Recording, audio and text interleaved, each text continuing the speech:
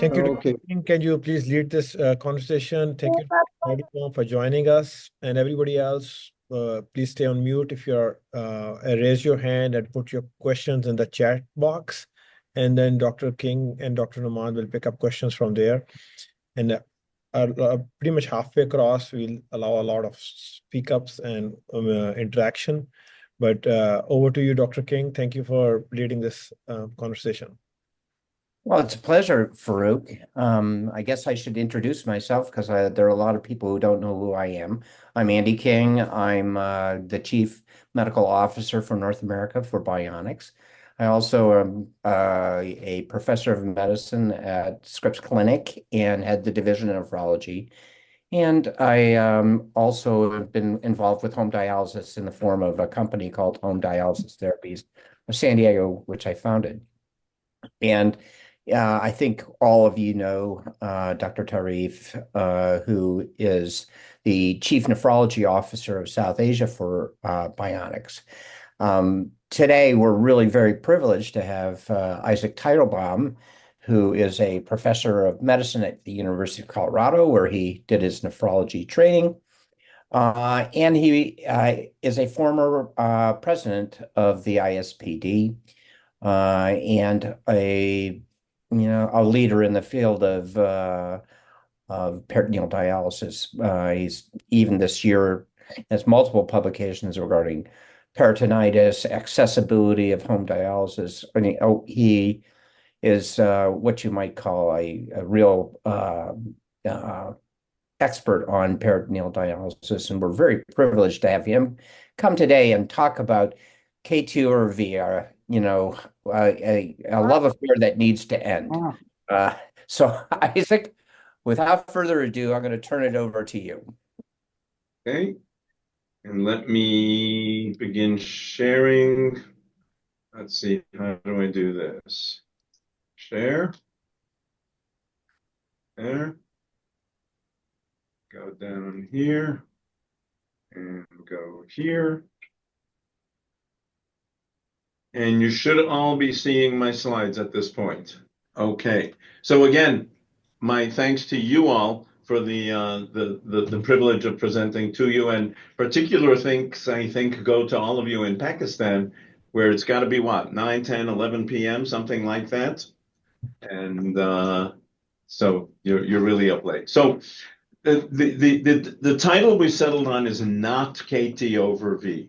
And what I'd like to do with you today is basically start at the bottom. We'll introduce the very basic concept of dialysis adequacy, summarize the history of the use of KT over V urea as a marker for PD adequacy, get into some of the limitations inherent in the use of KT over V, and then introduce what I would call a new paradigm if we get that far into the presentation.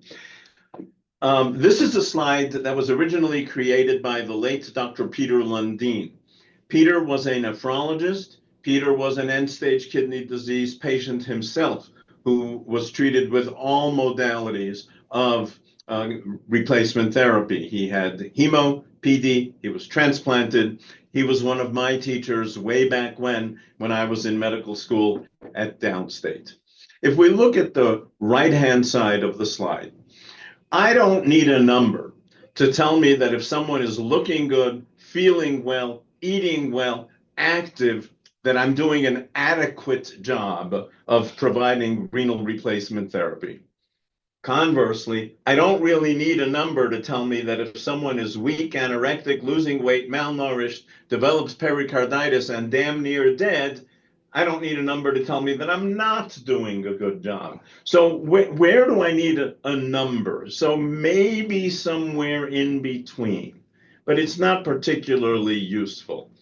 And then there's this concept of adequacy. Here you see the proverbial blinded physicians. You can see the blindfold, right? And they're all approaching this thing from different aspects, and they're all coming up with different definitions of what it might be. When we look at the origins of the word adequacy, it comes from the Latin It means to make or become level or equal. Now, I think those of us who've been around the dialysis world for a while, we know that we're not really making things level or equal. What are those things that we might like to normalize?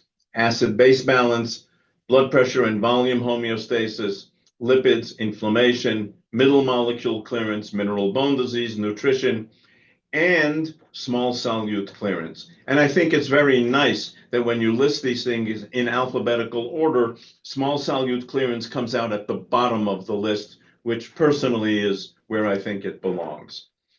If we look at uremic toxins, this is a list that goes back some 20 years. Ray Van Holder put this together. I'm going to show you 3 slides, not that we're going to read these slides, and you'll see on slides 1, protein-bound toxins, middle and large molecules, water-soluble molecules. There's a total of 93 potential uremic toxins on this slide, and probably the actual number would be double that. And yeah, urea is one of those things that is a putative uremic toxin, and I'll show you here, it's not a toxin. I think we all know this. This is a study published 50 years ago, the effects of urea loading in patients with far advanced renal failure. And what they did in the Mayo Clinic some 50 plus years ago is to add urea to the dialysate. And they dialyzed urea onto the patients so that patients had BUNs of 250, 300, 400. And as you can see, they basically tolerated it. They got some headaches, but the more severe gastrointestinal, cardiovascular, mental, and neurologic changes of uremia were not noted. Urea is not the uremic toxin. So why are we hung up on urea? Well, we're hung up on urea as a result largely of the NCDS study. And this too goes back quite a few years. This is a hemodialysis study that was published back in 1981, but performed in 79-80.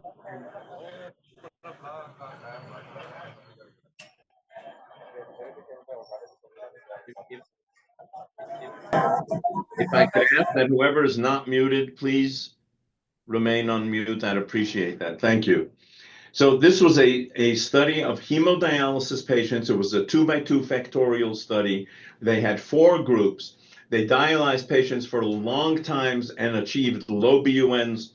They dialyzed patients for long times, kept the BUN high. They did that by reducing flow rates and having co-current rather than counter-current flow. They had patients dialyzed for shorter times, but with low BUNs, shorter times with high BUNs. And here you can see the long dialysis was 4.5 hours. The short dialysis was 3.25 hours. The time averaged BUN in the low dialysis group was in the low BUN group was in the low 50s.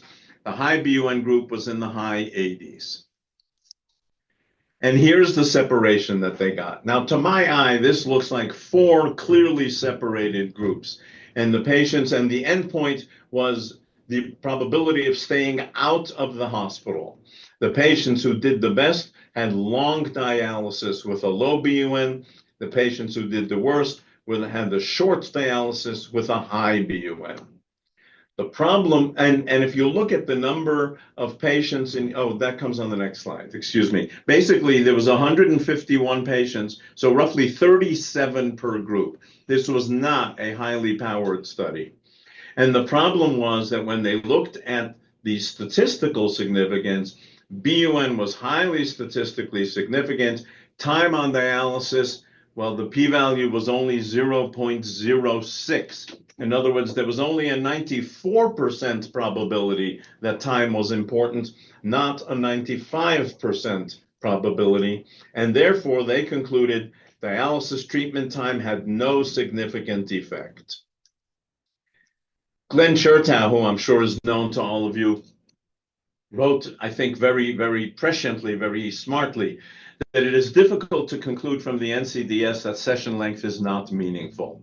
And he argued that the NCDS session length p-value of 0.06 was the most significant, i.e. important, non-significant statistical effect in the history of dialysis research. And people hung on to this and they said, time is not important. And I really believe that that is an error. Okay, so where did KT over V come from? KT over V came from Frank Gotch and John Sargent. Frank, I knew casually as an incredibly brilliant man. I do not know Dr. Sargent, but Dr. Gotch was brilliant. And he did this mechanistic analysis, a post-hoc analysis of the NCDS study. And here's what he found. First of all, notice the data points. There are exactly 10 data points. 10 data points supporting single pool KT over V as an important outcome. And he found that looking at the probability of failure, that if you got this KT over V, which is a dimensionless thing, it's unitless, as you know, it's clearance times time over volume. And he found that there's a cutoff at 0.9. Now, this is biologically implausible. It does not make sense that you would have a step function like this as opposed to a bell curve or a Gaussian distribution. Be that as it may, this was embraced. The single pool KT over V in hemodialysis was born. The standardized weekly KT over V is dependent on the equilibrated KT over V. I'm not going to go into the hemo and the equilibrated KT over V. But remember that the equilibrated KT over V is ballpark 0.2 to 0.25 lower than the single pool. And the standardized weekly KT over V is a theoretical model that allows one to compare intermittent therapies to a continuous therapy. It allows one to compare an intermittent therapy done 3 times a week to 5 times a week, as you see here. And there's the standardized weekly KT over V of 2 is born because if you have a single pool KT over V of 1.2 and you achieve that 3 times a week, you get a standardized weekly KT over V of 2.0. And I would add that when people did studies of dietary protein intake and the normalized protein nitrogen appearance rate, they came up with standardized weekly KT over V's of approximately 2. And you can see that with a continuous therapy like CAPD, you would achieve the same thing. Okay. How many studies have there been linking the achievement of a standardized weekly KT over V of a certain number to a better outcome in hemodialysis? Well, there's been exactly one. It's a retrospective study suggesting that if you achieve a standardized weekly of KT over V urea in excess of 2.3, patients do better than 2.1 to 2.3, and patients below 2.1 do more poorly. A retrospective single study. Where did we come to KT over V urea and outcomes in peritoneal dialysis? So a little history, a walk down history lane. But first, with apologies to Charles Dickens, let me tell you a tale of 2 patients. By way of introduction, these are 2 patients that I saw a number of years ago, both gentlemen 70 to 71 years old, both of them gentlemen with some cardiac disease. Both of them have been on peritoneal dialysis at the time of presentation between 1 and 2 years. One gentleman is feeling incredibly well. He's out golfing 9 holes 3 to 4 times a week. He tells me that he feels great, the best he's felt in years. He looks good. He's got a good blood pressure. He's got an albumin of 3.9. The other gentleman, lethargic, tires after walking just 15 minutes, complains to me, "Doc, I can't do anything." He looks poorly. His blood pressure is 101 over 64, and his albumin is only 3. Which patient is doing better, the one on the left or the one on the right? Someone tell me. I think we'd all agree, the guy on the left, who's not golfing, etc. And yet, look at the KT over V. 1.54 for the gentleman on the left, 2.02 for the gentleman on the right. And everyone would say 1.54, or not everyone, but certainly years ago, many people would have said, Isaac, how can you leave this man with a KT over V of 1.54? That's terrible. You need to be at least at 1.7, if not at 2. And the gentleman on the right with the good KT over V is doing poorly. So how did we come to KT over V, to a cutoff in PD? This is a retrospective study out of Italy, a small study of 68 patients where Mallorca stratified patients by standardized weekly KT over V. And you can see in the top line, the patients who had a KT over V of 1.96 or better, let's call that 2, had a better survival than patients whose KT over V was lower. At about the same time, the Canusa study came out. The Canusa study was a much larger study, also retrospective, a study of 680 patients. And here you can see that the higher the KT over V, the better survival. So coupling those two studies, the first target for KT over V urea promulgated by the National Kidney Foundation Dialysis Outcome Quality Initiative in 1997 was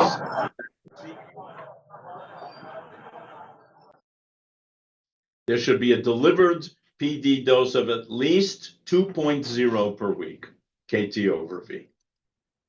Okay? Then people said, well, let's test that hypothesis. And we actually got into some randomized prospective controlled trials.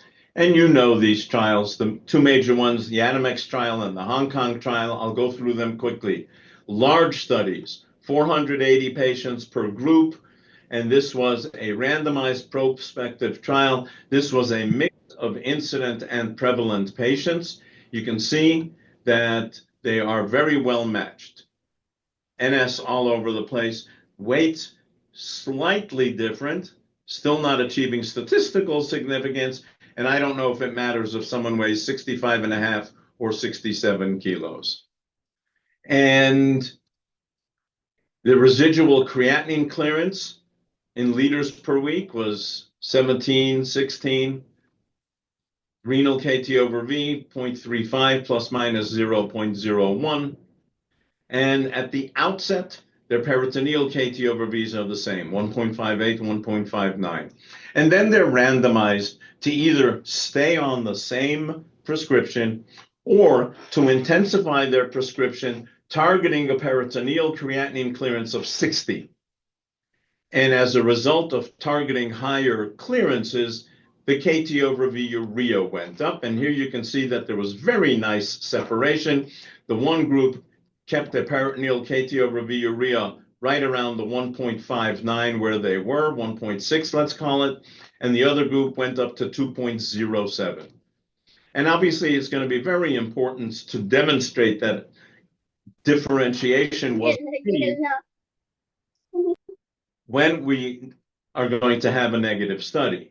And indeed, when we looked at the patient survival over a period of 2.5 years, there is absolutely no difference whatsoever between those who maintained KT over V in excess of 2 and those who maintained the KT over V below 2. The second RPCT came out of Hong Kong, and that was strictly incident patients, 320 incident patients randomized into 3 groups for the total KT over V urea, 1.5 to 1.7, 1.7 to 2, or greater than 2. Residual kidney function was the same in all groups. The groups were well matched. And again, it's important to demonstrate that they achieved their differentiation. Here you can see at average KT over V of around 2.2. Here you can see that they allowed it to actually fall to about 1.8, 1.9. And here they're sitting at 1.6. And here are the survival curves. No difference. So this would suggest that even a KT over V urea as low as 1.5 might be okay.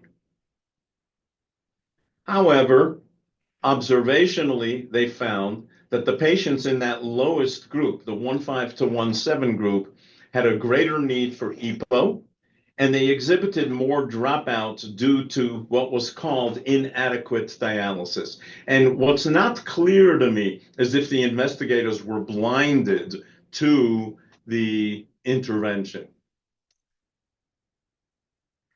Be that as it may, Atomex demonstrated that going above 2 was no better than below 2.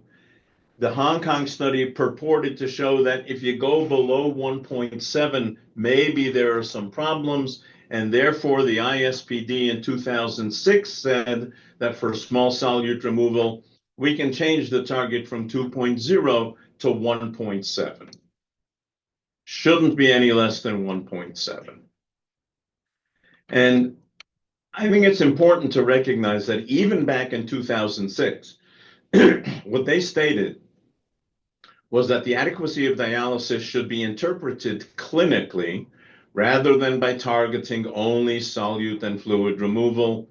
There is more to adequate dialysis than a focus on small solute kinetics and ultrafiltration targets, and therefore they called their guideline on targets for solute and fluid removal rather than a guideline on adequacy, but everybody called it the adequacy guideline.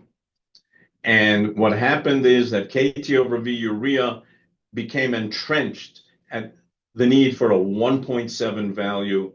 In the United States, CMS obligates us to report what percentage of our patients are achieving this KT over V of 1.7. We get slapped on the wrist if the patient is below 1.7.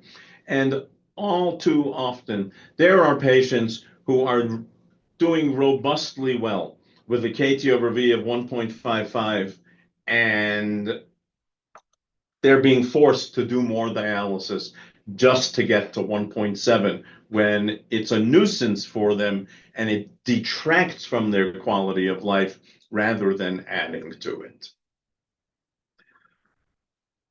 What's the problem, or some of the problems, with KT over V? So V, of course, is total body water. V is assumed to be the volume of, V is not assumed to be, V is the volume of distribution for urea, which is assumed to be total body water. And there are inaccuracies in the determinations of V, and alterations in body composition result in erroneous estimations of the degree of dialysis provided. And let me show you some of this.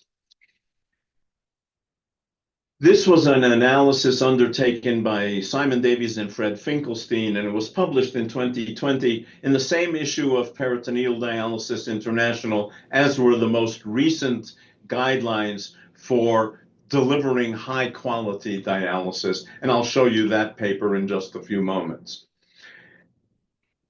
If I needed to know with absolute certainty what somebody's total body water truly is, I would have to take some radio-labeled water, inject it into them, look at the volume of distribution of that radio-labeled water, and that would give me total body water. Well, that was done. That's called isotope dilution.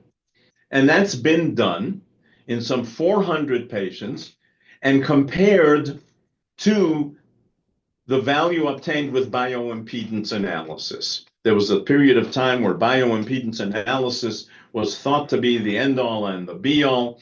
There were 11 studies of patients, roughly 50-50 hemo and PD patients, and the mean difference, not bad, 1.18 liters. You figure that's not so bad.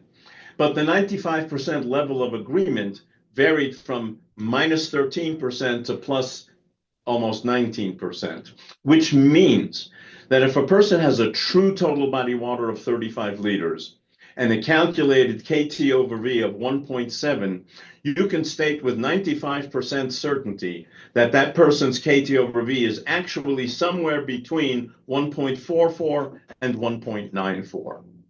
not a particularly reliable measure. We don't use bioimpedance analysis nearly as frequently as we do anthropometric formulae. We use the Watson formula in adults, the Melitson-Teague formula in children. So what happens when we compare isotope dilution to the value obtained by anthropometric formulae? Well, that study's been done too. Turns out we have an abundance of PD patients, some 379 PD versus 127, so what? 75% PD patients, and the mean difference is incredibly good, 10 ml, plus minus 10 ml.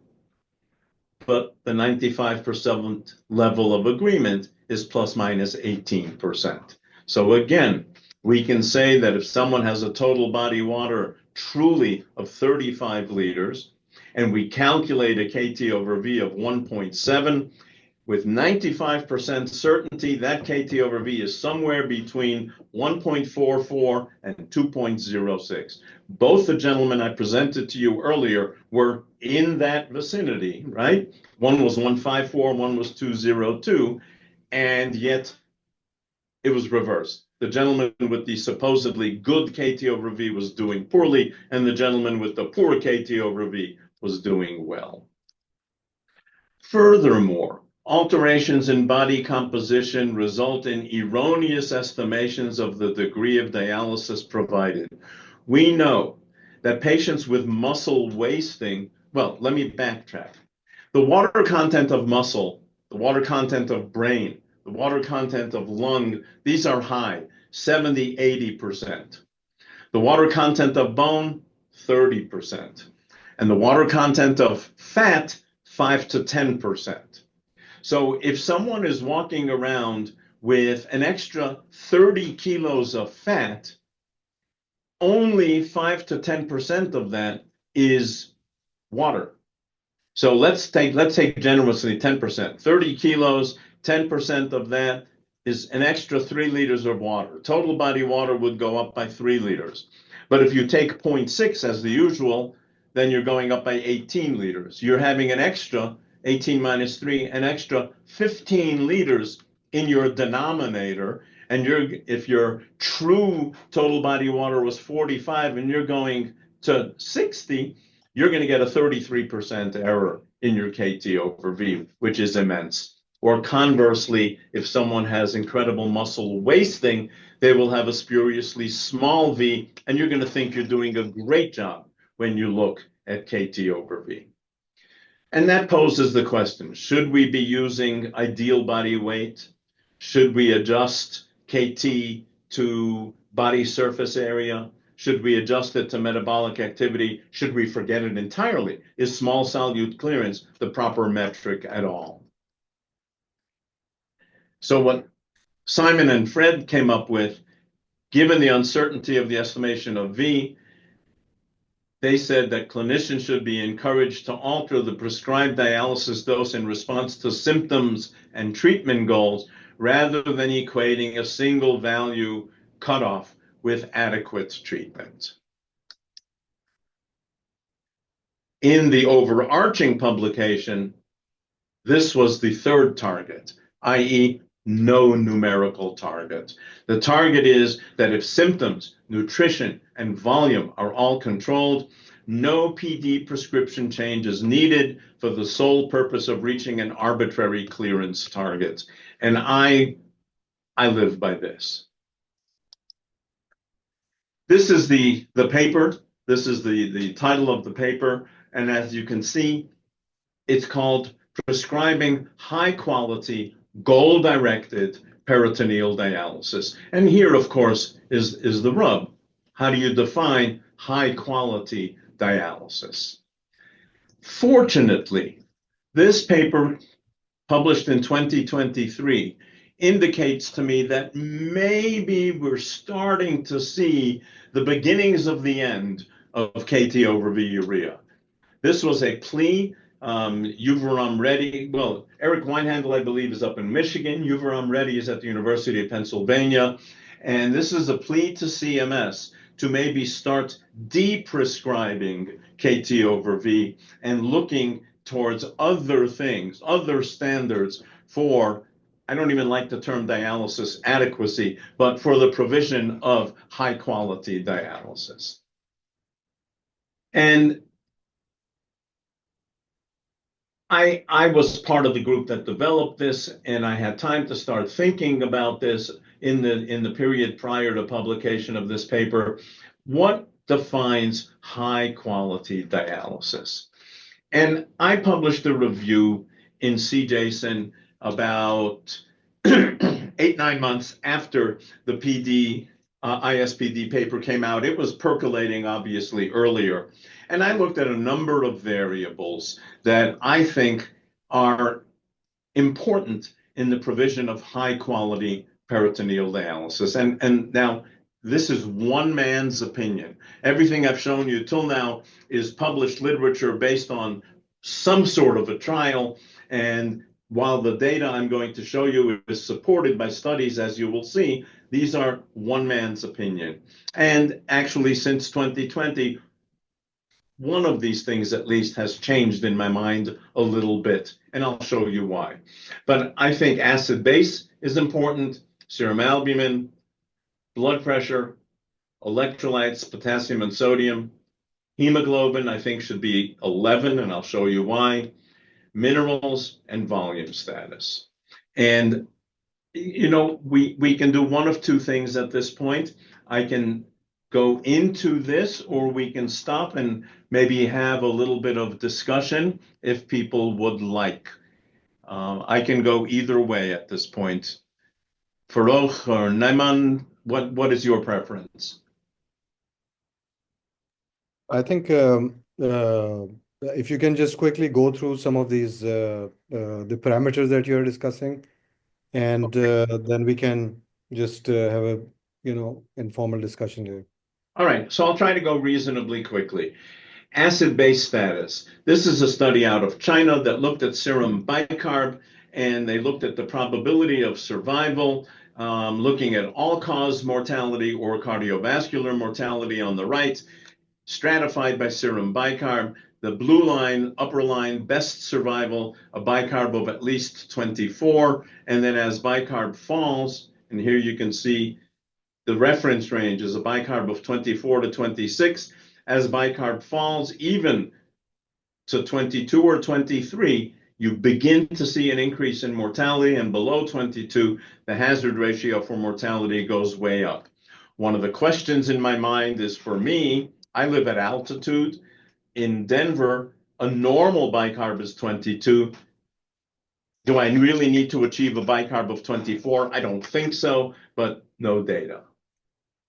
Serum albumin. Here is data from Raj Malhotra. This is a study out of a DaVita database, I believe, some 10,000 patients, where if you peg the albumin, the reference range at 4, when you look at all-cause mortality, cardiovascular, infection-related, fully adjusted models, you can't demonstrate any change until you fall below 3.8. But if the albumin is below 3.8, hazard ratio for mortality increases. And even, or I don't know about more importantly or equally importantly, the hazard ratio for mortality is a function of change in serum albumin. If the serum albumin increases, and this is on the left-hand side, when the serum albumin increases, the hazard ratio for mortality decreases in each instance here. If the serum albumin decreases, the hazard ratio for mortality goes up. So you want to have an albumin of at least 3.8. This is measured by BCG. There are different methods for the measurement of albumin, BCG, BCP, the immunonephrolometry. Not going to go into that, but by BCG, you would want to have an albumin of at least 3.8.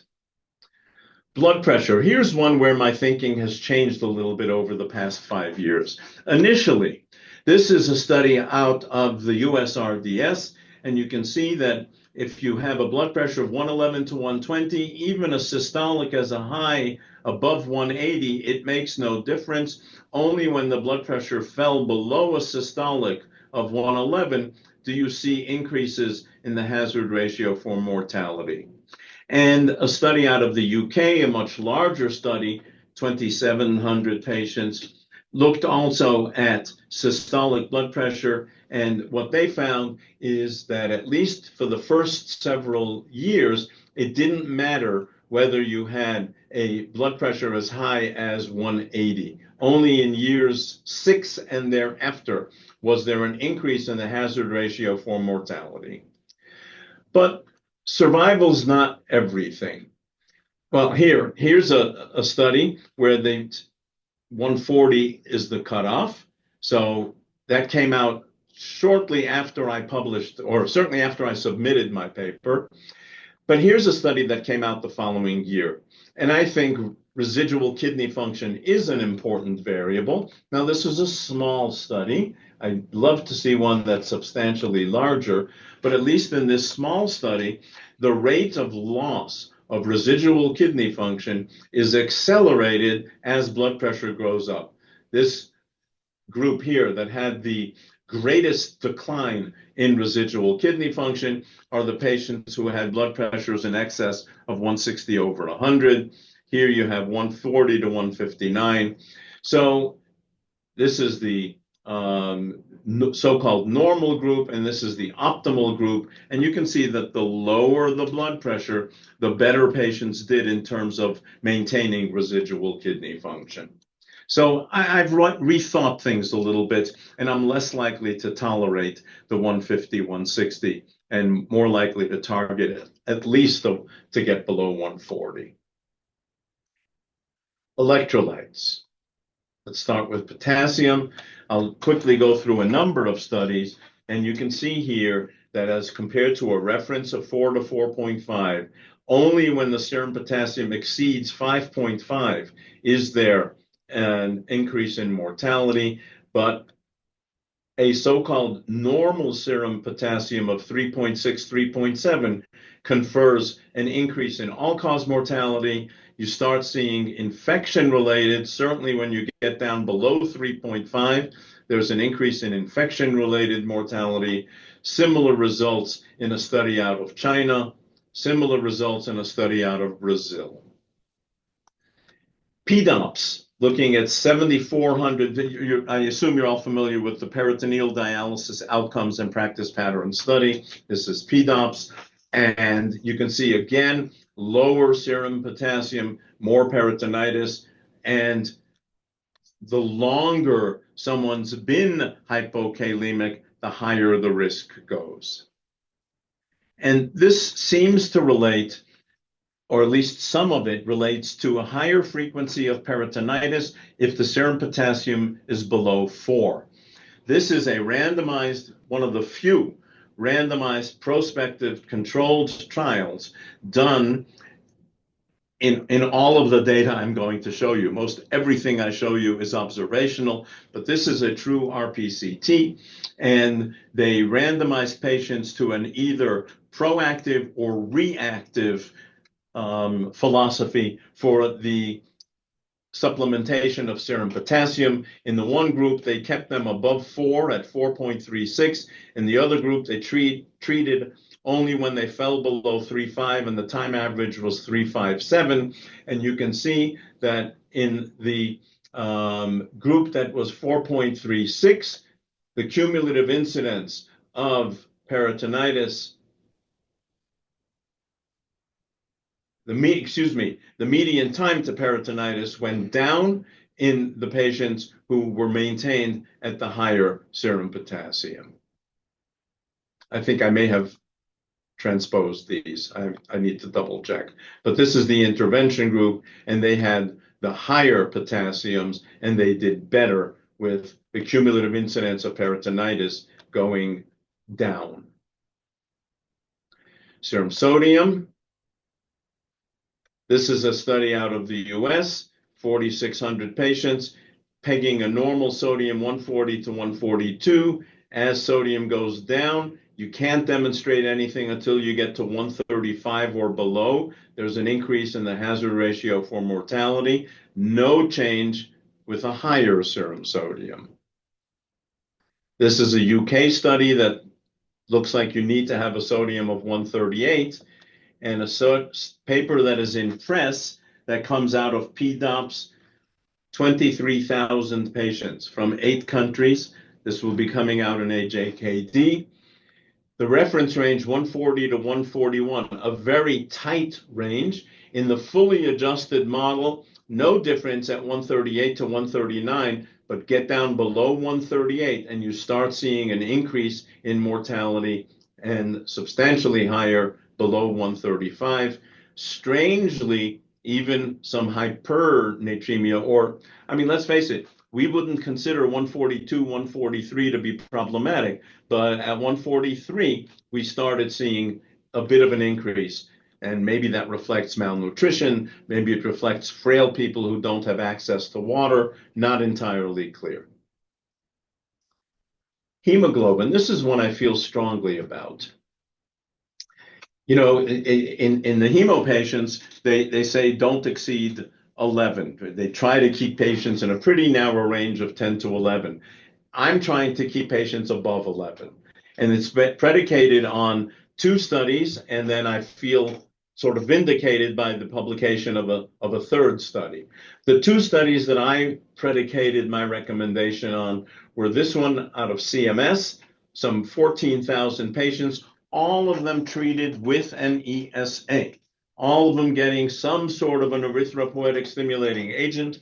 And you can see that whether you're looking at non-diabetics or diabetics, when the reference range is 11 to 11.9, the hazard ratio for mortality increases when you're below a hemoglobin of 11.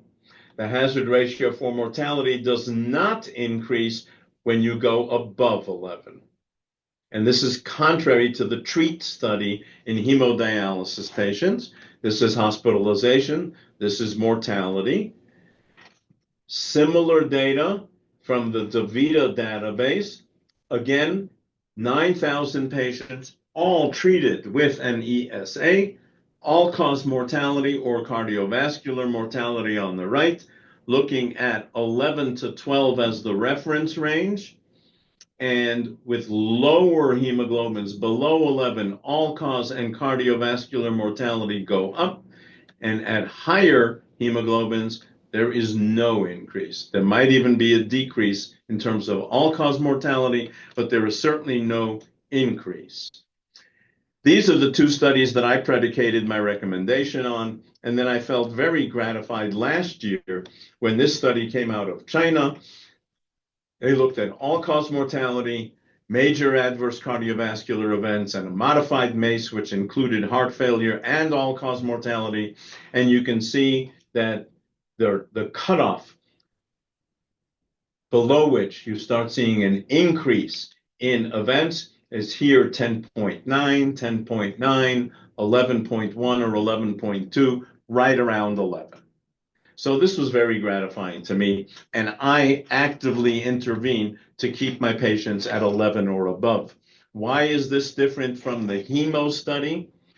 I think it relates to the fact that, and this is an observation published in 2 different studies, one of which I was involved with, one of which was another group, the average ESA dose necessary to maintain a hemoglobin of 11 in a PD patient is substantially lower than the dose needed to maintain the same hemoglobin in a hemo patient. And that's probably because hemo patients are forever losing some red blood cells, no matter how well we think we're returning the blood and washing out the system. Hemo patients are losing cells. This is my assumption. And the bottom line is, I think it's all about the quantity of ESA administered, not the actual hemoglobin attained. Dr. Isaac, thank you. I mean, you are raising very interesting points here. And in terms of the hemoglobin, bicarb, and we all look at these parameters, but as a part of the whole holistic approach of a patient who can be titled as a well taken care of patient on PD or even dialysis otherwise. You need to look at all these parameters. Correct. And I think from here we can just have some discussions if there are some questions here. Fine. That sounds great. Yeah, I have a few other slides, but in the interest of time, Part of it. yes, I think it's important that we segue to some discussion. So should I stop sharing then and we can see one No, another? it's okay. Yeah, you We can can. stop sharing. Yes. Well, I have an observation Okay. to make here. You have a lot of data points with a lot of different input parameter variables that establish the outcome, and we don't know exactly what the ideal combination of all those things are. Correct. If we took all of this data and fed it into an AI engine to go through the data and comb through it using various criteria to determine an ideal set of parameters, wouldn't that tell us something important maybe? It might give us another number as sort of a composite score. I would be intrigued to do that. I don't have the expertise to do that. It's something that I thought of a number of years ago. But then again, it might just give us a number, and how reliable would that number be? We'd have to validate that, wouldn't we? So One more number, just what we need, right? right. So you have call it the Rudolph score. You have a Rudolph score of 600.3. What does that mean? I don't know. I think you made a great case for, a composite analysis of how well a person is doing on dialysis. Is there any data regarding time on peritoneal dialysis and any outcome? Not, sometimes we have people on 8 hours, 8.5, 9 hours, 10 hours, any time. I am not aware of any such data. And remember, as you well know, Andy, we're getting into incremental peritoneal dialysis, and the patient who starts out with a residual GFR of 7 or 8 isn't the same as the patient whose GFR is down to 1 or 2, and they can certainly get away, if you will, and be well taken care of with much less time on dialysis. I'm not aware of anything that links outcomes to length of time on peritoneal dialysis. There is one data point I can share on the screen as well. We have, we are moving from KTOV to the patient's care approach. And the question then comes out, somebody asked Rizwan if he's here. So what will be the long-term outcomes parameters when you compare peritoneal dialysis with the other modalities like hemodialysis? Well, the ultimate outcome, comparing just survival. all-cause mortality, morbidity. So the ultimate outcome is survival, is mortality, and there's been umpteen studies demonstrating that the outcome is the same. You pick your country, and the studies have demonstrated that hemodialysis, peritoneal dialysis, neither of them is fantastic, and survival is equally good, equally bad, however you choose to phrase it, for the two modalities. Can I add one thing here really quick, if you allow me to? So according to the USRDS database, which was published as part of executive order, if you see the screen, the 10-year survival rate, one second, the 10-year survival rate of peritoneal dialysis is 10% better than hemodialysis as per USRDS. 5-year survival, yeah, that's what it looks like. So I had not seen this. When is this the?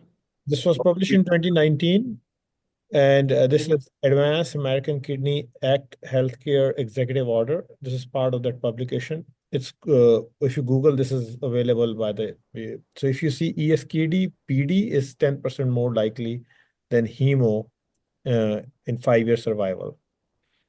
All right, that's new to me. Would you mind sharing that slide with me, Farouk, and send it to me?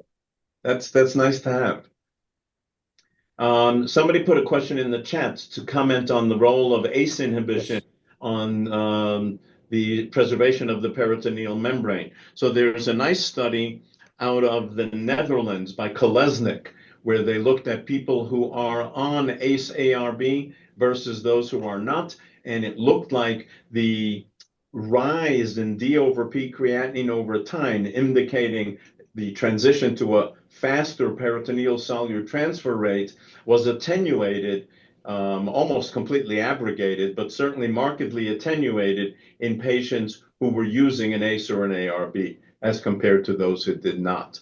And this probably relates to effects of ACE and ARB to decrease TGF beta and some cell biology that is beyond my sophisticated knowledge base, but there are benefits. And I try, because of the favorable cardiac benefits, because of the favorable effects on residual kidney function, because of the favorable effects on the peritoneal membrane, I try to have my patients on an ACE or an ARB, even if their blood pressure isn't necessarily very badly controlled. I'm going to try to put someone on 5 milligrams of lisinopril if I can.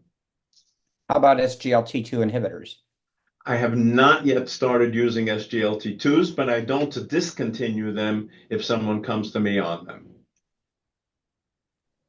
And it's at the same with the same question, the point arises: how much is the hyperkalemia a problem when the patient is end-stage renal disease with some residual function and on PD or dialysis otherwise? The hypokalemia, probably about a third of patients will be hypokalemic. Hyperkalemia. Hyper? You asking about hyper? Hyperkalemic. Hyper is not a huge problem in the PD population. Right. And there was a question from Rod that are there any studies that explore the effect of glucose exposure on the peritoneal membrane or glucose absorption versus mortality and or hospitalization? So there is, oh, wow. I think I've seen some data on effects of GLP-1s on glucose absorption. It is far too early to expect outcomes data in terms of mortality or hospitalization. So will the SGLT2 inhibitors help here? Have they any direct effect on the peritoneal membrane? My recollection is just I don't have this at my fingertips. I'm sorry. Okay. But I think this is something new which is evolving and being explored. Yeah, I do not have this at my fingertips. I've seen some stuff, but I don't remember it well enough to share it. It certainly needs to be studied because, the idea of an appetite depressant on a dialysis patient makes me a little bit worried. Also, the nausea and possibly the increased risk of pancreatitis. It's definitely got to be studied. Yeah, and my N of 2 clinical experience is two of my PD patients who went on GLP-1 agonists, and both of them ended up in a bad way. Oh. So you don't recommend using the GLP agonist in these patients? Yeah. Somebody just put a question in the chat about Nutranil, which is icodextrin. I think icodextrin is very useful. It's particularly useful in, obviously, it's indicated only in the long dwell for achieving ultrafiltration. It's very helpful in the patient with a rapid peritoneal solute transfer rate who might otherwise, during a long dwell, have no UF or even worse, absorb some fluid. And with icodextrin, one can achieve a UF of approximately half a liter over the course of a long dwell. So I do think there's value in having access to icodextrin. So the question was also that does this amino acids and Nutranil help in the nutrition overall? Will that be like? Oh, Nutranil. I'm sorry. I thought it was extranil. Yes, Okay. Nutranil. I beg, forgive me. I thought it was extranil. That's correct. Nutranil is an amino acid-based dialysate. in the United States, we do not have access to it, but the studies indicated that there was an increase in the BUN, as you might expect, when you were administering amino acids, and there was a fall in the bicarb, and that bothered the FDA, is my recollection, and Neutronil never made it in the United States. Also, it was really expensive to manufacture with aluminum foil overwrap, so Baxter really abandoned it because nobody could afford to buy it here in the U.S. Okay. So, but I think the rise in BUN, would it bother you now? Nope. Nope. But the generation of sulfuric acid might. That's a separate issue. The acidosis, I think, is more of an issue, and you might need, more buffering capacity in the amino acid-based dialysate. So, Isaac, are you aware of any studies that look at the level of inflammation as measured by a variety of different inflammatory markers versus survival or hospitalizations? So let's go. We can backtrack. There is what's called the global study. Mark Lambie, I believe, published this a number of years ago, where you can demonstrate a relationship between intraperitoneal interleukin-6 and the peritoneal solute transfer rate. So you have, with more local inflammation, you have a higher PSTR, and there are at least some studies suggesting that with a higher PSTR, you have adverse effects on survival. But I'm not aware of any direct correlation between, let's say, IL-6 or IL-18, what have you, and survival. Not off the top of my head. That ISPD article that you showed us, where you had yourself and a bunch of other authors, I think I noticed David Johnson. Is that the same person from New Zealand that was involved in the Australia, who was involved in the balance? The balance study. Yes, that is. Okay. Yeah. Well, folks, we're over the hour, and I think Dr. Teitelbaum has been so kind to, answer all these questions. But I think we should respect his time and maybe invite him back sometime in the future for round 2. I would just say that I found this to be really helpful and excellent. I mean, it'd been a long time since I had looked back on the NCDS, the Canusa study, the Atomex study, and this really all brought it back in a summary fashion, and in just 30 minutes. It was excellent. Thank you. Thank you. That was great. Farouk, do you have any closing words, or Nauman? No, thank you very much, sir. We are very thankful for your time. And by the way, there is access to Neutronil in US that Rod and I discovered 2 weeks ago. And I will share you links for that if you want to try that on your patients. Interesting. Okay. So, Dr. Nauman, you want to say some closing remarks? Yes, we have, some consultants joining from Pakistan. We have Dr. Shafiq Chima here. He's a big proponent of peritoneal dialysis and a big influence in social media in Pakistan, and beyond borders. So, Dr. Shafiq, you have some questions. You have some. Thank you very much. I joined in the second part of the discussion, so I missed the first one, which was more about no KT. We were practically, we are doing the same thing as long as patient is meeting all the metabolic parameters. We are not routinely checking KT over V. I don't know what was exactly discussed in the first part. But one of my question I wanted to ask, but because of the shortage of time, I couldn't. So we do mostly incremental dialysis. Like I know in US for hemodialysis, whenever someone would have GFR of less than 10, we will put them on hemodialysis. But for PD, here we are using the same, like once someone is GFR is less than 10, and patient is having some symptom, in order to keep their residual renal function, we would like to start it sooner than later. So as long as that patient is meeting all these metabolic parameters, like I said, waste, electrolyte, albumin, and all that, would it be okay to keep them on as little of peritoneal dialysis as long as they're meeting all the parameters? Not only okay, I think it's preferred for the Okay. patient's quality of life. I think it's preferred that they do as little, we be as minimally intrusive as possible. Yeah, that makes sense because that keeps them happy too, because this is one of the attraction we are giving it to them, as opposed to hemodialysis, even though we could always opt for twice a week hemodialysis too. But most of the patient, they really like it. Early on, a couple of exchanges or maybe for assisted APD, we could only do like, 4 to 8 hours depending upon how much residual renal function they have. But overall, this was an excellent presentation. I'm sorry I joined a little bit late, but I learned a lot in the second half of the discussion. Thank you for having me. Thank you. Thank you.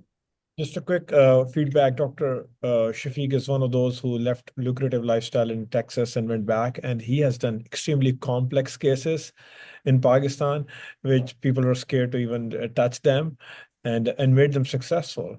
And he is pretty well followed on Twitter, social media, and everywhere else as well. Thank you, Dr. Shafiq, for joining. Thank you, everyone.